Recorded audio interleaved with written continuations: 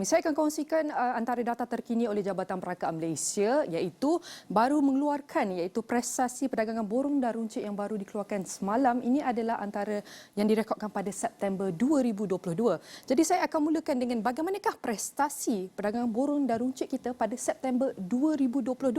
Kalau anda dapat lihat di sini nilai jualan mencatatkan peningkatan kepada 23.9% kepada 134 bilion ringgit. Manakala indeks volume juga meningkat kepada 18.4% kepada 146 mata. Dan prestasi borong dan runcit ini disumbangkan oleh subsektor iaitu perdagangan borong yang meningkat nilai jualannya kepada 13.3% kepada 60 bilion ringgit dan indeks volume juga meningkat hampir 4%. Dan kalau anda dapat lihat dalam tempoh yang sama perdagangan runcit merupakan antara sumbangan kepada perdagangan borong dan runcit kita dengan nilai jualan yang meningkat 30% kepada 57.7 bilion ringgit dan indeks volume juga meningkat kepada 27.1% pada September 2022 tahun ini. Dan ini adalah perdagangan runcit. Perdagangan borong dan runcit juga disokong oleh kenderaan bermotor di mana ia berkembang kepada lebih 50% kepada 16.3 bilion ringgit dengan indeks volume juga meningkat kepada hampir 44%. Dan apabila kita meneliti bagaimanakah prestasi yang mengikut subsektor perdagangan borong, runcit dan kenderaan bermotor, di sini anda dapat lihat untuk subsektor perdagangan borong, kumpulan utama yang memberi sumbangan tertinggi adalah jualan borong makanan dan minuman tembakau yang mencatatkan peningkatan kepada hampir 4%. Mencatatkan antara yang tertinggi adalah jualan borong barangan isi rumah September yang mencatatkan hampir 22%, diikuti juga dengan lain-lain khususan jualan borong iaitu hampir 14%, diikuti dengan jualan borong makanan, minuman dan tembakau hampir 4%. Dan ini adalah kumpulan utama untuk subsektor perdagangan borong. Bagaimana pula dengan perdagangan runcit iaitu kumpulan utama yang mengalami peningkatan tertinggi disumbang oleh kumpulan jualan runcit di kedai khusus yang menjual barangan lain iaitu mencatat peningkatan sebanyak 43.4%, diikuti juga dengan jualan runcit di kedai bukan pengkhususan hampir 32% dan jualan runcit di kedai khusus yang menjual peralatan lain isi rumah sebanyak 23.1%. Di samping itu, untuk subsektor kenderaan bermotor disumbang oleh kumpulan utama yang tertinggi adalah sebanyak 65.8% dengan jualan komponen aksesori. Kenderaan bermotor adalah sumbangan tertinggi kumpulan utama untuk perdagangan untuk kenderaan subsektor kenderaan bermotor. Diikuti juga dengan yang tertinggi iaitu penyelenggaraan dan pembaikan kenderaan bermotor 80.2%, diikuti dengan jualan komponen dan aksesori kenderaan bermotor sebanyak 65.8% dan juga hampir lebih 40% untuk jualan kenderaan bermotor.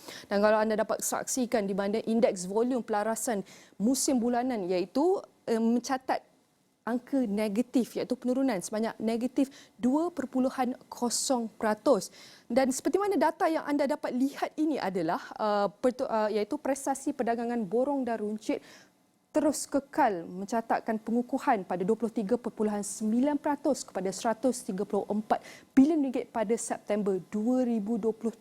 Dengan ini banyak faktor yang harus kita ambil kira untuk pastikan prestasi perdagangan borong dan runcit kita kekal pertumbuhan yang stabil agar dapat menyumbang kepada keluaran dalam negara kasar kita KDNK secara mampan. Di samping itu dapat menjadi pendorong untuk menjamin kesejahteraan rakyat dan juga negara. Dan sudah bersedia di talian ketika ini untuk bantu kita faham perkara-perkara utama berkaitan prestasi ekonomi dan kesannya kepada rakyat adalah Dr. Afzal Nizam Abdul Rashid, Ketua Jabatan Ekonomi dan Pendidikan KWSP. Terima kasih Doktor kerana sudi bersama kami untuk mengulas mengenai prestasi ekonomi perdagangan borong dan runcit. Perinciannya, Doktor, 8.9% KDNK suku lepas. Jika kita melihat asas yang rendah suku ketiga tahun lepas, adakah kita akan lihat pertumbuhan 2 digit pada suku ketiga yang akan datang ini? Saya kira berdasarkan apa angka-angka yang telah dikongsi oleh Nina sebentar tadi, saya kira pertumbuhan yang lebih orang kata tu lebih tinggi adalah sesuatu yang orang kata tu boleh kita jangkakan. Data-data yang dikongsi sebentar tadi itu merupakan komponen-komponen di dalam KDNK negara kan.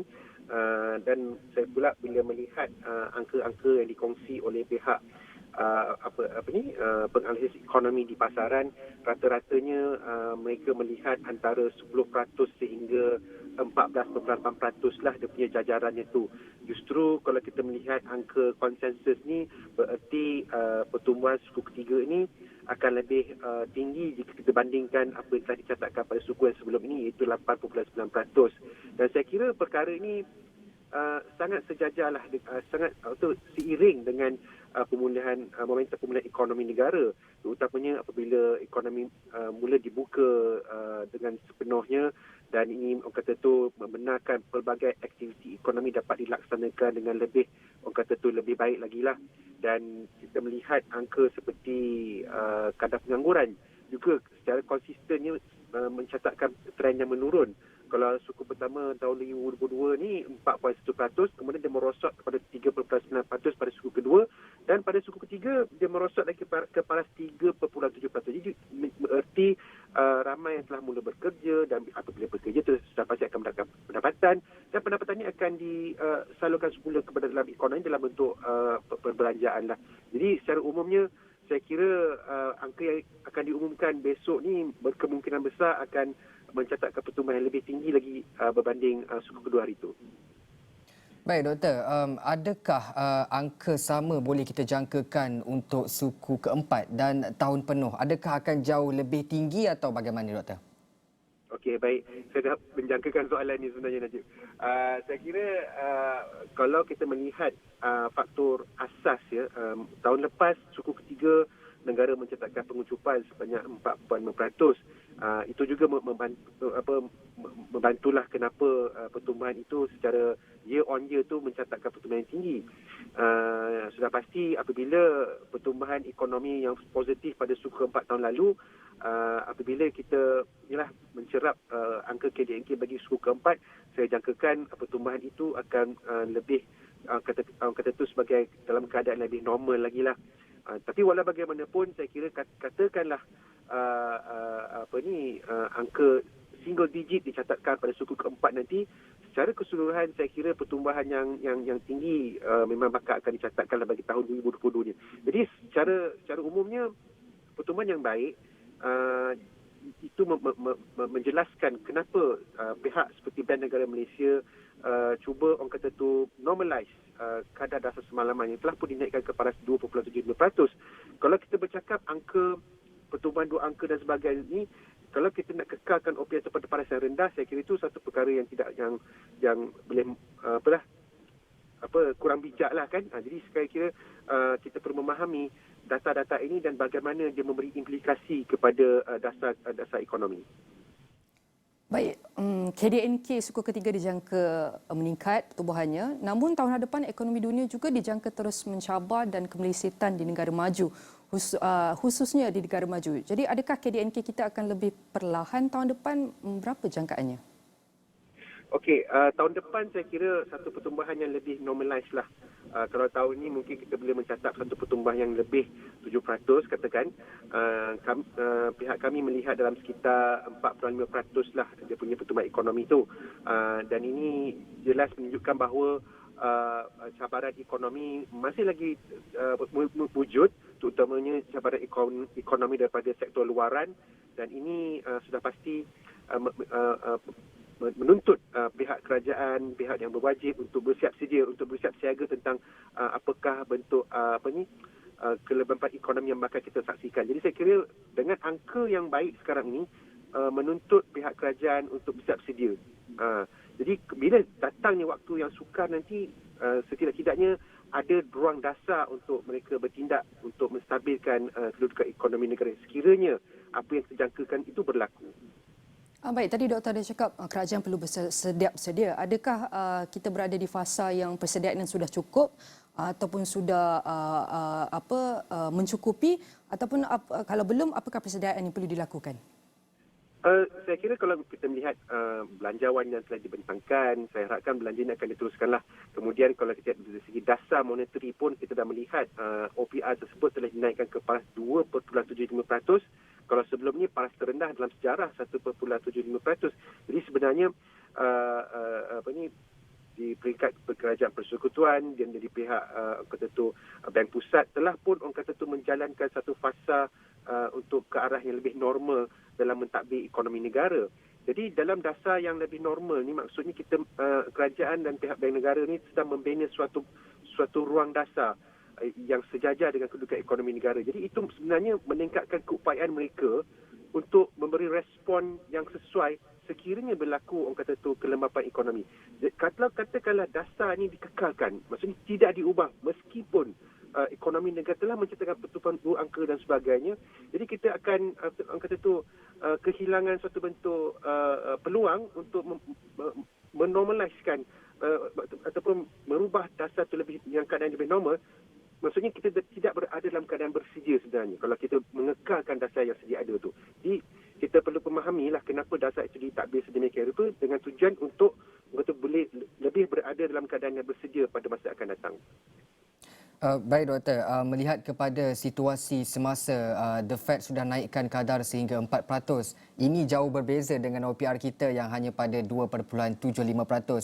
Maka ada kemungkinan kadar ini akan naik lebih tinggi. Jadi persoalannya, adakah ini akan memberi cabaran buat PKS kita terutamanya yang merupakan tulang belakang ekonomi yang sedang mahu pulih ketika ini kerana mereka rasakan kos pinjaman mereka semakin mahal dan apa komen Doktor?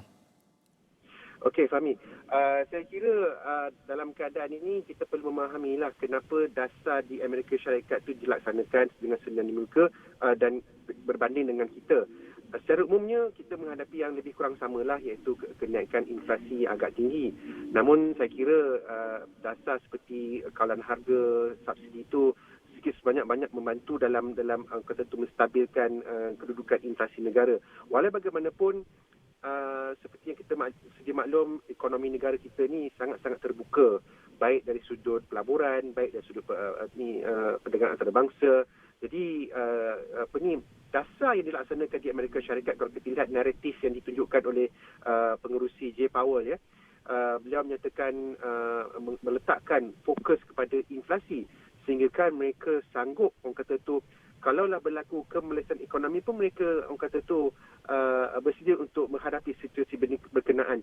Jadi signal ataupun isyarat seperti ini sepatutnya menjadi suatu panduan kepada kita negara Malaysia yang mana kita tahu struktur negara kita ini sangat-sangat terbuka. Jadi kita perlu mengambil isyarat ni dengan lebih orang kata tu cakna lah dan tuntas supaya kita dapat orang kata tu melaksanakan dasar yang sentiasa berada dalam bersiap siaga. Jadi kita kena faham dasar di luar negara bagaimana dilaksanakan dan apakah impaknya pada kita dan apakah langkah yang kita perlu ambil untuk lebih bersedia dalam apa jua keadaan.